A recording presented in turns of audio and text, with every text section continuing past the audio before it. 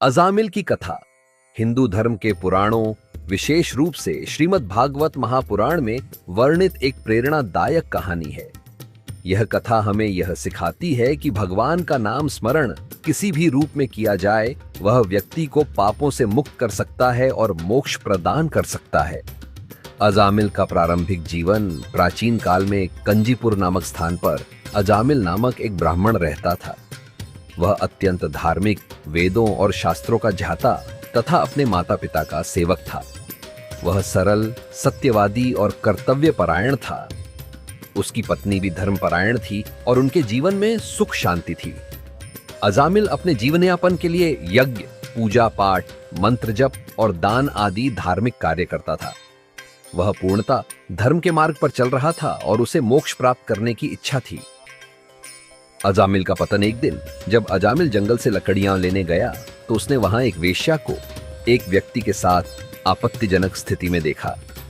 यह दृश्य उसके मन में वासना जगा गया। वह उस स्त्री की सुंदरता से मोहित हो गया और उसे पाने की इच्छा करने लगा। धीरे धीरे उसके मन में इस स्त्री के प्रति आकर्षण बढ़ता गया।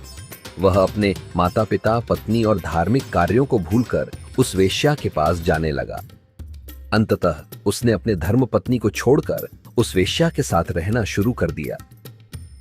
पापमय जीवन अजामिल अब पूरी तरह अधर्म के मार्ग पर चला गया। उसने चोरी, कपट, अन्याय और दुष्ट कर्मों से अपना जीवन व्यतीत करना शुरू कर दिया। पहले जो व्यक्ति सत्यवादी और धर्मपरायण था, अब वह नशे, जुए और दुष्ट प्रवृत्तियों में लिप्त हो गया।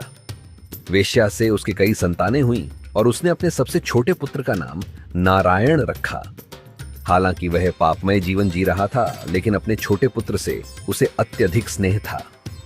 अंत समय और मोक्ष जब अजामिल बहुत वृद्ध हो गया और उसका अंतिम समय निकट आ गया, तब यमराज के यमदूत उसकी आत्मा को लेने के लिए आए। वे भयंकर रूप में थे, जिससे अजामिल अत्यंत भयभीत हो गया। मरते समय उसने अपने सबसे प्रिय पुत्र नारायण को पुकारा, नारायण, नारायण। लेकिन अजामिल का यह पुकार केवल उसके पुत्र के लिए नहीं था। संयोगवश उसने भगवान विष्णु का पवित्र नाम ले लिया। जैसे ही भगवान विष्णु का नाम लिया गया, विष्णुदूत, भगवान विष्णु के सेवक, वहां प्रकट हुए। वे अत्यंत तेजस्वी, सौम्य और दिव्य थे। उन्होंने यमदूतों को रोका और पूछा, यह बताओ, क्या इस व्यक्ति ने कोई ऐसा पाप किया है जो उसे नरक में भेजा जाए? यमदूतों ने उत्तर दिया, यह व्यक्ति अपने जीवन में अनेक पाप कर चुका है। व्यभिचार, चोरी, हिंसा और अधर्म में लिप्त रहा है। यह निश्चित रूप से नरक का अधिकारी है। तब विष्णुदूतों ने यमदूतों से कहा, यद्यपि इसने पाप किए हैं, लेकिन इसने अपने अंतिम समय में नारायण नाम का उच्चारण किया है। भगवान का नाम किसी भी प्रकार से लिया जाए, वह सारे पापों को नष्ट कर देता है। इसीलिए इस व्यक्ति को नरक में नहीं भेजा जा सकता। यमदूत यह सुनकर चकित रह गए। वे पहली बार देख रहे थे कि कोई भगवान का नाम लेने मात्र से पापों से मुक्त हो सकता है। उन्होंने यह बात यमराज को जाकर बताई। अजामिल की आत्मा का उद्धार।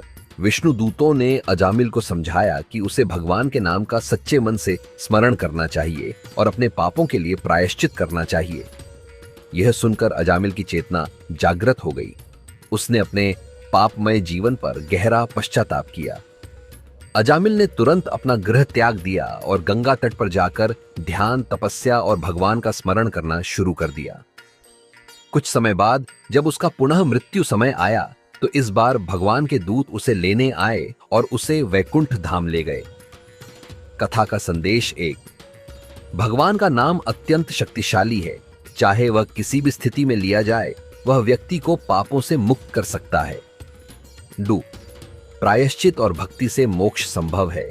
यदि कोई व्यक्ति अपने पापों का प्रायश्चित कर ले और सच्चे मन से भगवान की भक्ति करे, तो वह मोक्ष प्राप्त कर सकता है। 3.